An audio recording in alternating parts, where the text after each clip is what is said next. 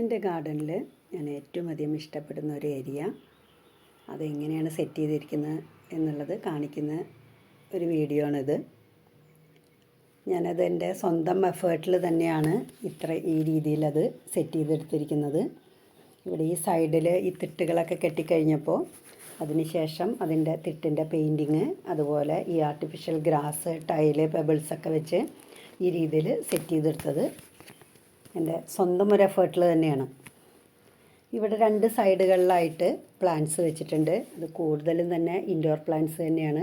കാരണം അത്ര വലിയൊരു വെയിൽ വരുന്ന ഒരു ഏരിയ അല്ല ഈ ഒരു ഏരിയ എന്ന് പറയണത്. ഒരു ഭാഗത്ത് മാത്രമാണ് കുറച്ച് നന്നായിട്ട് വെയിൽ വരുന്നുള്ളൂ. ആ ഒരു ഭാഗത്ത് ഞാൻ അഡീനിയം പ്ലാന്റ്സ് ആണ് സെറ്റ് ചെയ്ത് വെച്ചിരിക്കുന്നത്. ഇവിടെ ഈ തോട്ടത്തിലേക്ക് കയറുന്ന സൈഡിൽ തന്നെ ഒരു കൈക്കണവേപ്പിൻ്റെ ഒരു മരത്തിൽ നമ്മൾ കുറച്ച് കുരുമുളക് വള്ളി പടർത്തിയിട്ടുണ്ട്. അതിങ്ങനെ നല്ല ഈ ഗാർഡനിലേക്ക് കിടക്കുമ്പോൾ തന്നെ നല്ലൊരു ഏരിയയാണത്. ഇവിടെ കിടക്കുന്ന സ്ഥലത്ത് കുറച്ച് വീതി കുറഞ്ഞൊരു ഏരിയയാണ്. അവിടെ രണ്ട് സൈഡുകളിലായിട്ട് അരേലിയ പ്ലാന്റ്സ് വെച്ചിട്ടുണ്ട്. ആ വലിയ ചട്ടിയിലൊരു ഫേണാണ് രണ്ട് സൈഡിലും വെച്ചിരിക്കുന്നത്. പിന്നെ രണ്ട് സൈഡുകളിലും നമ്മൾ തിട്ട് കെട്ടിയിരിക്കുന്നതിൻ്റെ ഉള്ളിലും അതുപോലെ മുകളിൽ സൈഡിൽ മൊത്തം ഓർക്കിഡ്സ് ഹാങ് ചെയ്തിരിക്കുകയാണ്. കാരണം ഒരു 11 മണി വരെയൊക്കെയുള്ളൊരു വെയിൽ കിട്ടുന്ന ഒരു ഏരിയയാണ് അവിടെ. പിന്നെ ഈ ഗ്രാസ് വെച്ചതിന് ശേഷം അതിലിവിടെ ഇങ്ങനെ ഒരു സൈഡിലായിട്ട് ഈ ശീമക്കൊന്നയുടെ ഒരു മരത്തിൽ ചെയ്തിട്ടുള്ളതാണ്, ഞാൻ ചെയ്തതല്ല അത്. അതുപോലെ ഒരു സൈഡിൽ കുറച്ച് കോർണറിൽ കുറച്ച് പെബിൾസ്, ഒരു അരയന്നം, അങ്ങനെയൊക്കെ സെറ്റ് ചെയ്ത് ഒരുവിധം എല്ലാ ഇൻഡോർ പ്ലാന്റ്സുകളും വെച്ചിരിക്കുന്നത് ഈ ഒരു ഭാഗത്ത് തന്നെയാണ്. അഗ്ലോണിമ, കലാത്തിയ, അതൊക്കെ വെക്കാൻ പറ്റിയൊരു ഏരിയയാണ് ഈ ഒരു ഏരിയ.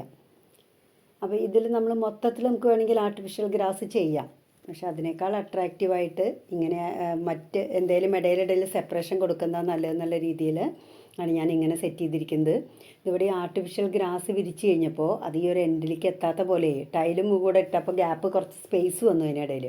അവിടെ ഞാൻ ജസ്റ്റ് കുറച്ച് പെബിൾസ് ഇട്ടപ്പോൾ അതവിടെ ഫില്ലായി, അതവിടെ വൃത്തിയായി.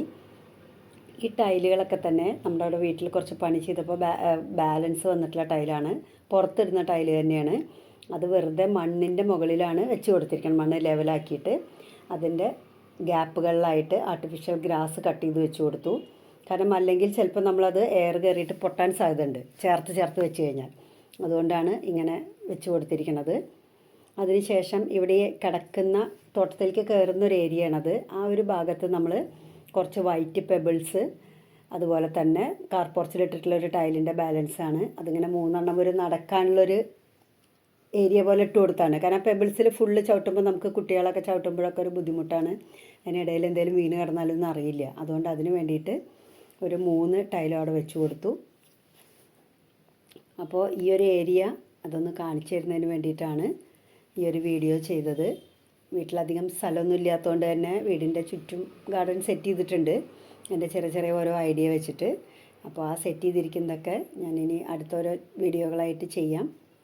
അപ്പോൾ നിങ്ങൾക്ക് ഈ വീഡിയോ ഇഷ്ടപ്പെട്ട് കാണുമെന്ന് വിചാരിക്കുന്നു.